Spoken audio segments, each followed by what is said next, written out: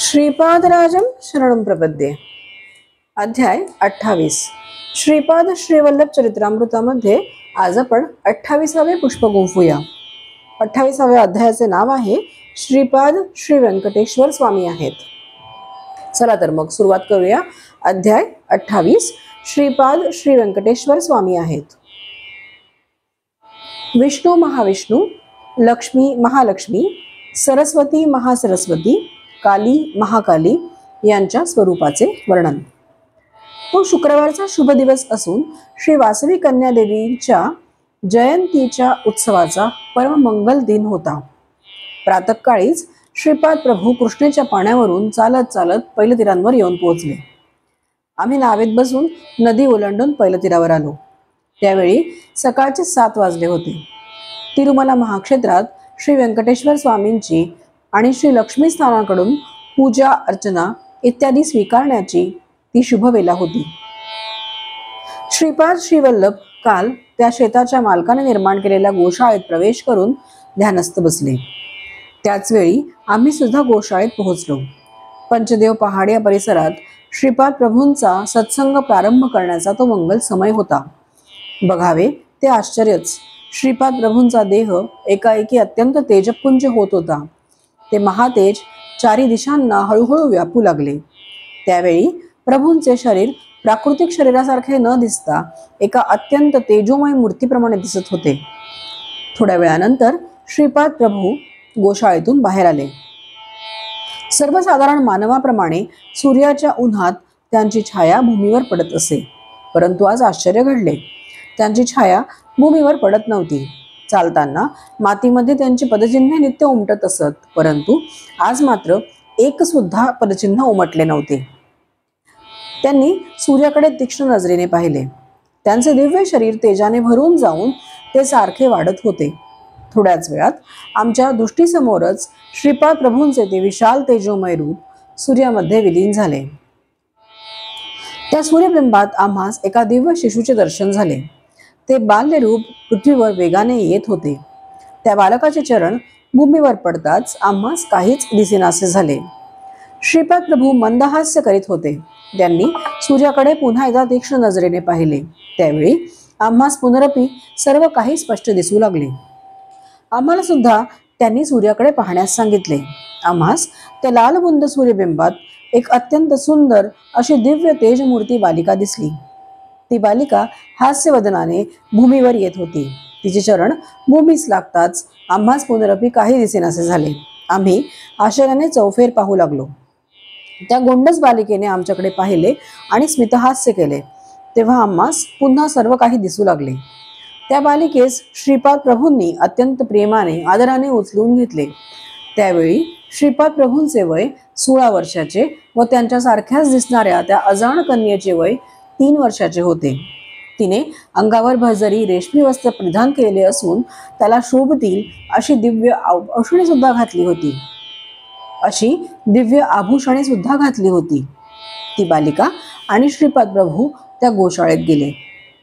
मी आणि धर्मगुप्त हे अद्भुत दृश्य अत्यंत आश्चर्य, भय आणि संभ्रम या त्रिविध भावनांनी पाहत होतो। माझ्या मनात शंका आली की हे सारे इंद्रजाल तर नव्हे ना?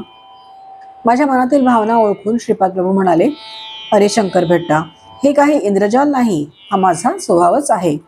ही माझी दिव्य प्रकृतीच आहे। माझ्या संकल्पानेच भूमी आकाश होतात। माझ्या संकल्पानुसार ब्रह्मा सृष्टीची निर्मिती करतात। त्यावेळी निरनिराळी व्यक्तित्वे निर्माण केली जातात। अदृश्य असलेली प्राकृतिक शक्ती साकार होते। सगुणरूपी सृष्टी व्यक्तिरूपाने साकार होते। मी ब्रह्मस्वरूपच आहे, म्हणजे ब्रह्माची प्रेरणाच आहे। या सृष्टीतील जीवांचे पालन पोषण करणे हे विष्णू स्वरूपाचे कार्य आहे। त्या विष्णूंना प्रेरणा देणारा महाविष्णू मीच आहे।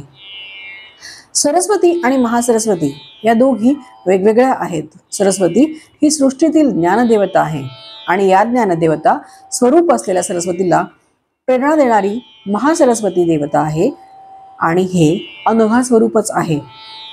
सृष्टीची स्थिती, कारण, वस्तूंची समृद्धी, धनसमृद्धी हे लक्ष्मी मातेचे स्वरूप आहे। महालक्ष्मी लक्ष्मीच्या स्वरूपाला प्रेरणा आणि शक्ती देणारे अनघा स्वरूप आहेच। सृष्टीचे शक्ती स्वरूप कालिका स्वरूप आहे. महाकाली ही काली स्वरूपाची प्रेरणा आहे. हे शक्ती देणारे अनघा स्वरूपच आहे. अनघा लक्ष्मीचे स्वरूप. अनघा लक्ष्मीचा अनघ म्हणजे माझे दत्त स्वरूपच होय. महासरस्वती, महालक्ष्मी आणि महाकाली या तिघांचे मिळून एक आगळे वेगळे दिव्य मातृत्व स्वरूप म्हणजे अनघा लक्ष्मीचा आविर्भाव. या कारणानेच अनघा लक्ष्मी ही महासरस्वती, महाकाली आणि महालक्ष्मी या तिन्ही रूपांनी एकत्र धारण केलेल्या तादात्म्य स्थितीचे स्वरूप आहे. या तिन्ही देवतांचा आधार अशी ही अतीत दिव्य शक्ती आहे. माझे अनघ स्वरूप म्हणजे ब्रह्मा, विष्णू आणि रुद्र या तिघांनी एकत्र येऊन तादात्म्य स्थिती धारण करून या तिन्हींचा आधार असणारी त्रिशक्ती रूपिणी अनघा हिला माझ्या वामभागात धारण केलेले असे माझे शक्ती स्वरूप आहे असे ध्यानात ठेव. त्रेतायुगातील सावित्र काठकचयन या यज्ञाचे फलस्वरूप माझ्या भव्य दिव्य अशा अर्धनारीश्वर स्वरूपाच्या आधारानेच पिठिकापुरम येथे माझा श्रीपाद श्रीवल्लभ ह्या अवतार झाला. आता तुम्ही पाहत असलेले हे स्वरूप खरे पाहता महालक्ष्मी महाविष्णूंचे स्वरूप आहे. महासरस्वती, महालक्ष्मी, महाकाली या तिघींचे चैतन्य पद्मावती देवीमध्ये सामावलेले आहे. तिचे स्वरूप मात्र महालक्ष्मीचेच आहे, परंतु शक्ती मात्र तिघींची आहे. अशा प्रकारे पद्मावती देवी हा तिन्ही शक्तींचा आधार अतीत असलेली पराशक्ती स्वरूप आहे. श्री व्यंकटेश्वराचे रूप म्हणजे बृहदाकार ब्रह्माला, विराट रूपी विष्णूला, प्रलयकाल रुद्राला म्हणजेच महाकालाला आपल्या दिव्य चैतन्यामध्ये दिलेले धारण करून त्यांचा आधार आणि त्याला अतीत असलेले परब्रह्माचे स्वरूप आहे. श्रीपाद श्रीवल्लभ म्हणजे मायारूपी श्री पद्मावती व्यंकटेश्वरच अर्धनारी स्वरूपात आहे असे समज. श्रीपाद प्रभूंचे हे वक्तव्य ऐकल्यावर मी म्हणालो, गुरु सार्वभौमांचा जय जयकार असो. आपण एकदा मी पद्मावती व्यंकटेश आहे असे म्हणता, थोड्या वेळाने मी अनघा लक्ष्मी समवेत असणारा अनघ आहे असे म्हणतात.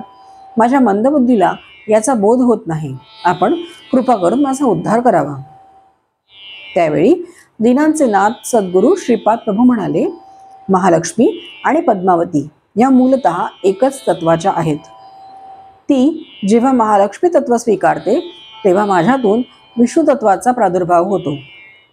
ती जेव्हा पद्मावती तत्व स्वीकारते तेव्हा माझ्यातून तिचा प्रभू व्यंकटेश्वर तत्वाचा आविर्भाव होतो. जेव्हा जेव्हा सगुण साकार तत्वांचा आविर्भाव होतो त्या त्या तत्वांच्या मर्यादा, त्यांचे आचार आदी गोष्टींचे अचूक पालन करावे लागते. माझी ही दिव्य भगिनी ही महाशक्ती कृष्ण अवतारात योगमायेच्या रूपात अवतरित झाली होती. नंतर ती आपले कार्य संपवून अंतरिक्षात गुप्त झाली. आज तीच श्रेष्ठ तपसंपन्न अशा योगी, मुनी, महर्षी आदींच्या घोर तपस्येनेच वासवी कन्यका या रूपात प्रकट झाली आहे. माझे काही विशिष्ट कारणानेच मला पिठिकापुरम येथे अवतार घ्यावा लागला. जे डोळ्यासमोर घडते ते पाहत राहावे. माझे अवतार तत्व हे दिव्य विनोदी लीला करण्यासाठीच आहे हे तुम्हास कळले असेलच.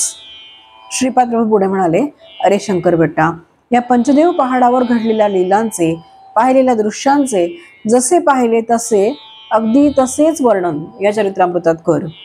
ते भविष्यातील भक्तांना स्फूर्तिदायक ठरेल. नाना शंका कुशंकाचे त्यात समाधान मिळेल.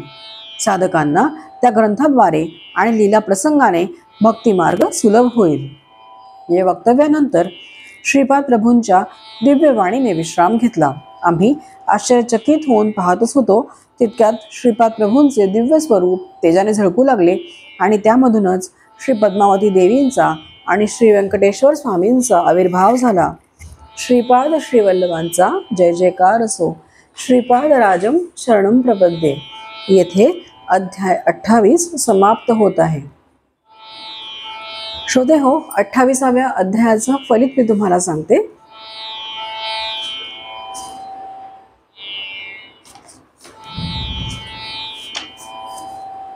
विवाह अनुकूल व शीघ्र होण्यास. 28वा अध्याय अनुकूल आहे. श्रीपादराजं शरणं प्रपद्ये.